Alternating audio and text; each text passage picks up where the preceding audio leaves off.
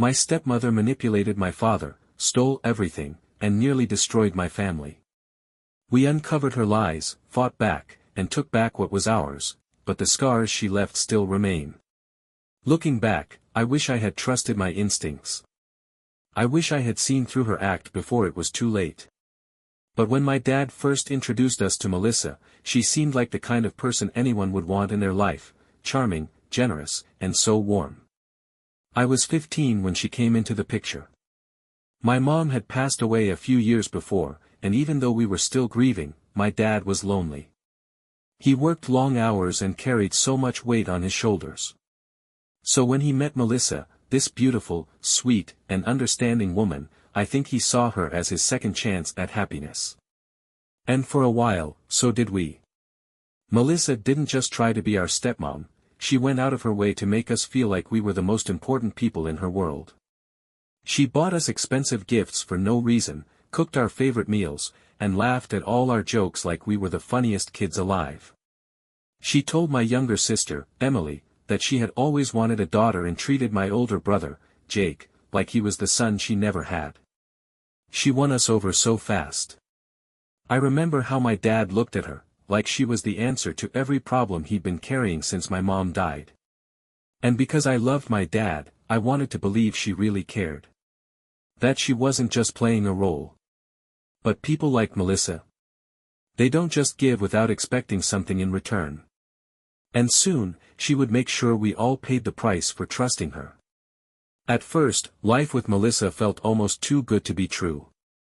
She went out of her way to make sure we felt special, and for a while, we believed it. My dad was happier than he had been in years, and our house finally felt full again. But then, little things started to change. It wasn't sudden. It was slow, subtle, so carefully done that if you weren't paying attention, you might not even notice. Melissa started playing favorites, shifting her affection from one of us to another like it was some kind of game. One week, she would dote on my sister Emily, taking her on shopping trips and acting like they were the best of friends. The next, she would act cold, brushing Emily off with fake smiles and distant responses. It was the same with my brother Jake and me. One moment, we were such a blessing in her life, and the next, she would look through us like we didn't exist. But the biggest change was with my dad. Melissa had a way of twisting conversations, making him question things that had never been a problem before. She started casually pointing out how disrespectful we were, how we didn't appreciate everything he did for us. If we argued with her, even over something small, she would sigh and shake her head, looking at my dad like she was so exhausted from dealing with us. And my dad? He started believing her. He became less patient with us, quicker to get frustrated over things he wouldn't have cared about before. If Melissa and I disagreed on something, he would take her side without even listening to me. When Emily cried because Melissa had snapped at her, he told her she was too sensitive, and that Melissa was just trying her best. It felt like we were losing him. And the worst part? Melissa knew exactly what she was doing. Melissa didn't just want to be part of our family, she wanted to control it. And the more she settled into our lives, the clearer it became that we were just obstacles in her way. Her tactics became more calculated, more insidious. She stopped pretending to be the loving stepmother and started slowly rewriting the narrative of our family. Instead of being the woman who had married a man with 3 kids, she painted herself as the victim, the selfless wife who was trying so hard to make us love her, only to be met with disrespect and defiance. She didn't accuse us outright. That wasn't her style. Instead, she planted seeds of doubt in my father's mind, letting them take root until he was the one questioning everything. She would wait until we weren't around to whisper her concerns to him, framing her words in a way that made her look like the reasonable one. She told him that Emily was cold toward her, that Jake was always looking for ways to undermine her, and that I had an attitude problem. It wasn't about what was true, it was about what felt true after hearing it over and over again. And my dad? He fell for it. He started watching us differently, as if he was looking for proof of the things she told him. If Emily was quiet, he would accuse her of being rude. If Jake questioned something Melissa said, my dad would get defensive, snapping at him for challenging her. When I tried to bring up how much things were changing, he cut me off, saying that Melissa had been nothing but patient with us, and we were the ones who needed to adjust. It was like he had become someone else, someone who saw us through her eyes instead of his own. Melissa, of course, played her part perfectly. She would cry to him in private, talking about how much she loved us, how much she wanted to be part of the family, but how hard we made it for her. My dad, desperate to keep his new wife happy, convinced himself that she was right. And just like that, we became strangers in our own home. Once Melissa had successfully driven a wedge between us and our dad, she started tightening her grip in other ways. The warm, generous woman who had once showered us with affection had completely disappeared. In her place was someone colder, more calculated, someone who had exactly what she wanted: control. She began inserting herself into every financial decision my dad made. At first, it was little things, convincing him to switch banks, saying she had better connections for handling money. Then, it escalated. Bills that had always been paid on time suddenly became an issue. Our grocery budget got smaller while Melissa's personal shopping seemed to increase. Anytime we asked about it, she would sigh dramatically, saying that my dad had so much responsibility and that we needed to stop being selfish. The strangest thing was how secretive she became. My dad, who had always been open about our family's finances, started avoiding the subject altogether. If we asked about anything, how much money was being spent, why things suddenly felt tighter, he would snap, saying it was none of our business. But it was our business. This was the home we had grown up in, the life our mother had helped build before she passed. And now, it felt like Melissa was rearranging everything, twisting it into something that only benefited her. Then came the Real warning sign. She convinced my dad to put her name on the house. It didn't happen overnight, but we pieced it together when Jake overheard a conversation he wasn't supposed to. Melissa had been pushing my dad to make it official, to ensure that if anything ever happened to him, she wouldn't be left with nothing. She framed it as a precaution, a way to protect our family. But it wasn't about security. It was about ownership. She was setting herself up to take everything. And if we hadn't started digging deeper, she might have gotten away with it. The moment we realized Melissa was trying to take ownership of the house, everything shifted. What had once felt like paranoia suddenly became real. This wasn't just about control anymore. She was taking things, slowly and methodically, positioning herself so that when the time came, she would have everything. We couldn't sit back and let it happen. Jake took the lead, digging into any records he could find. If Melissa was pushing my dad to sign over assets, there had to be something in her past, some pattern, some clue about what she had done before. The more we looked, the more we realized how little we actually knew about her. She had always been vague about her life before our dad, brushing off questions with charming, effortless deflections. But when we started digging, cracks appeared in the perfect image she had built. The first red flag came from a background check Jake pulled up online. Melissa had been married before, not once, but twice. Both marriages had ended under suspicious circumstances, with little to no public records about why. There were no social media accounts, no family ties that we could track down. It was like she had erased every piece of her past before stepping into our lives. That was enough to set off alarm bells. Determined to find more, we started looking into property records. If she had done this before, there had to be evidence, some sign that she had taken assets from previous husbands. It didn't take long to find what we were looking for. A house in another state, previously owned by one of her ex-husbands, now listed under her name. A legal dispute over financial fraud, settled quietly before it could go to court. And then, the worst part, rumors of massive debt, with unpaid loans and missing money tracing back to both previous marriages. Melissa wasn't just manipulative. She was a con artist. And now, she had her sights set on our home. The realization hit hard. We weren't just dealing with a controlling stepmother, we were dealing with someone who had a pattern of targeting men, draining them financially, and moving on before the damage could catch up to her. My dad wasn't her husband. He was her next victim. And if we didn't act fast, she was going to take everything. Once we knew the truth about Melissa, the panic set in. She wasn't just manipulating our dad, she was stealing from him, just like she had done before. The house, the bank accounts, even his trust in us, she was chipping away at everything piece by piece. If we didn't act fast, there would be nothing left for us to save. But we couldn't just tell him. That was the hardest part.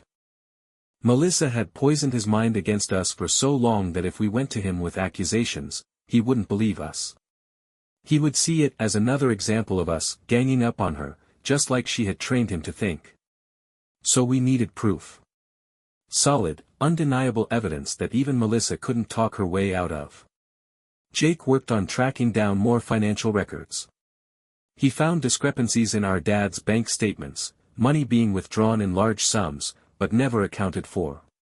There were new credit cards under his name, ones he never used but were suddenly accumulating huge balances. Melissa was draining his accounts right under his nose. Emily went through old emails and paperwork. That's when she found something shocking: legal documents Melissa had drafted, waiting to be signed. A will update, putting her as the sole inheritor of my dad's assets. A house deed transfer with his name set to be removed. She was about to take everything. And me? I was the one who found the final, undeniable piece of proof. While digging online, I came across a news article from 6 years ago. It was about one of Melissa's ex-husbands, a man who had lost everything after their marriage: his home, his business, his entire savings. The article detailed how he had accused her of fraud, manipulation, and financial abuse. It never went to court because, just like with my dad, Melissa had gotten to him first, convincing him that he was crazy, that he was imagining it all. By the time he realized the truth, it was too late. But there was one thing Melissa hadn't accounted for. The man she had ruined. He was still out there. And I was about to talk to him. Finding Melissa's ex-husband felt like chasing a ghost. She had wiped away almost every trace of him, just like she had done with the others. But she hadn't erased everything. After hours of searching, I finally tracked him down: Daniel Carter, a man who had once been successful, now living in a small apartment in another state. His name didn't carry the same weight it used to, and I knew why. Melissa had ruined him. I hesitated before reaching out. What if he didn't want to talk? What if he had buried this part of his past and wanted nothing to do with it? But we didn't have time to second guess. If we didn't stop Melissa now, our dad was going to end up just like him. When I finally called, he was silent at first. I told him who I was, that I was Melissa's current stepson, that she was doing to my father exactly what she had done to him. The line stayed quiet for so long I thought he might hang up. Then, he sighed. And he told me everything. Melissa had played him just like she had played my dad. She had come into his life when he was vulnerable, made him feel like she was the only person he could rely on. She had isolated him from his family, poisoned his relationships, and convinced him that she was the only one looking out for him. Then, little by little, she took everything. She drained his savings, took out loans in his name, and transferred his home to herself. By the time he realized what was happening, it was too late. The legal paperwork had already been signed. The money was gone. The house wasn't his anymore. Melissa had destroyed him, and then she had disappeared before he could do anything about it. Listening to him talk, I felt sick. Every word he said mirrored exactly what Melissa was doing to our dad. And this time, she was even faster, more calculated. She had learned from her mistakes and perfected her process. But this time, she wouldn't get away with it. Daniel agreed to help us. He still had documents, old emails, records of transactions, everything he had kept as proof, even though it had been useless to him after she left. He sent us everything he had, and once we saw the evidence, there was no denying it anymore. Melissa was a serial manipulator. A con artist. A predator. And now, we had everything we needed to expose her. Armed with the evidence, we knew it was time. There was no more guessing, no more doubts. Melissa was a con artist, and our dad was her latest victim. If we didn't act now, she would take everything, just like she had done before. But the hardest part wasn't exposing her, it was getting Dad to believe us. Melissa had spent years twisting his perception, making him see us as ungrateful, difficult, even disloyal. If we came at him too aggressively, he would shut down, push us away like he had so many times before. We had to be smart. We had to break through the version of reality Melissa had built for him before she had the chance to manipulate her way out of this. We waited until she wasn't home, then sat Dad down at the kitchen table. It was the first time in years that it had just been us, his real family, the people who had been there long before Melissa arrived. He looked tired, defensive, as if he already knew this conversation was coming but was bracing for another argument. But this wasn't an argument. This was the truth. Jake started by laying out the financial records, showing how money had been disappearing from his accounts. Emily followed with the legal documents, the ones Melissa had been pushing him to sign, the ones that would leave him with nothing. Then I showed him the background on her previous marriages, the lawsuits, the debt, the homes she had stolen before moving on to her next target. And finally, I played him the recorded call with Daniel Carter, the man whose life had been destroyed by the very same woman my father had trusted. For the first time in years, our dad actually listened. At first, he didn't say anything. He just sat there, staring at the proof in front of him. His hands trembled as he flipped through the documents, his face pale as he heard Daniel's voice explaining exactly what Melissa had done before. Then came the realization. The betrayal. The humiliation. I saw it the moment it hit him, when he finally understood that the woman he had defended for so long, the woman he had chosen over his own children, had never loved him. She had only ever loved what he could give her. The anger in his eyes wasn't directed at us anymore. It was for her. Melissa had spent years turning him against us. Now, she had no one left to protect her. Melissa walked through the front door, completely unaware that her world was about to collapse. She had no idea that we had spent hours dismantling every lie, every manipulation, every carefully placed thread of deception she had woven into our father's life. She smiled when she saw him sitting at the kitchen table, as if she was about to play the role of the loving wife again. But the second she noticed the papers spread out in front of him, bank statements, fraudulent transactions, legal documents she had tried to bury, her expression changed. For the first time since she had entered our lives, she looked afraid. Dad didn't speak right away. He just stared at her, his jaw tight, his hands shaking as he gripped the records of her betrayal. The silence was suffocating, stretching between them like a final moment before an execution. Then, in a voice so quiet it sent chills through me, he asked her if it was true. Melissa did what she always did, she tried to lie. She gasped, acting horrified, placing a hand over her heart as if she had been personally wounded by the mere suggestion of wrongdoing. She called us liars, claimed we were twisting things, that we had always hated her and wanted to get rid of her. But this time, it didn't work. Dad didn't argue. He didn't defend her. He just picked up one of the documents, the house transfer papers, and threw them in front of her. Her name was right there, next to the space where she had been pressuring him to sign. The weight of the evidence was undeniable. She wasn't the victim. She was the predator. Melissa's mask cracked. The fake tears dried up. And then we saw her true self, cold, calculating, unapologetic. She switched tactics, dropping the act completely. Instead of denying it, she went on the attack. She told my dad he was a fool, that he should have listened to her and gotten rid of us sooner. She mocked him for being so easily manipulated, for believing in love when all she had ever cared about was what he could give her. I had never seen my father look so broken. For years, he had defended her. He had chosen her over us. And now, standing there in the wreckage of his trust, he realized the truth, he had been nothing more than her next target. Melissa didn't even try to beg for forgiveness. She knew there was no salvaging this. Instead, she grabbed her keys, muttered something about how she had wasted enough time on this family, and walked out the door like we had all just been an inconvenient chapter in her life. And just like that, she was gone. But the damage she left behind? That would take much longer to repair. Melissa was gone, but the wreckage she left behind didn't disappear with her. She had spent years poisoning our family, twisting my father's mind against us, draining his finances, and nearly stealing the home we grew up in.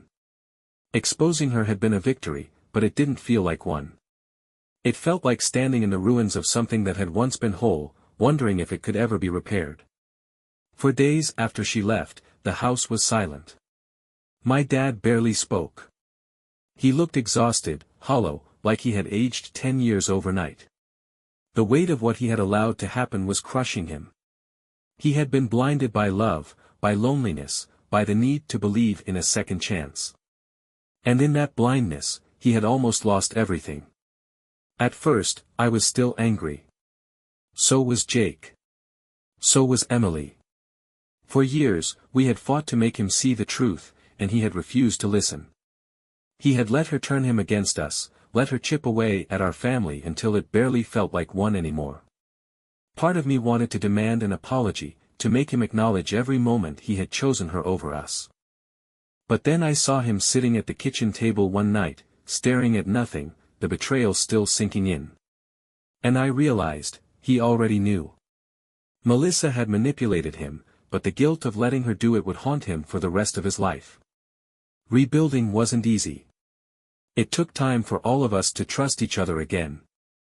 My dad tried, really tried, to make things right, but some wounds don't heal overnight. The damage Melissa had done didn't vanish just because she was gone. We still found traces of her schemes in the months that followed. There were bank accounts in her name, credit lines she had opened, expenses we didn't even know existed. My dad spent years untangling the financial mess she had left behind. She had almost succeeded. If we hadn't exposed her when we did, she would have taken everything. But she didn't. We stopped her. And in the end, we learned the most important truth of all: family isn't about who someone claims to be. It's about what they do. Melissa had never been our family. But despite everything, my father was. He had made mistakes, huge ones, but when it mattered most, he chose us. And that was what mattered in the end.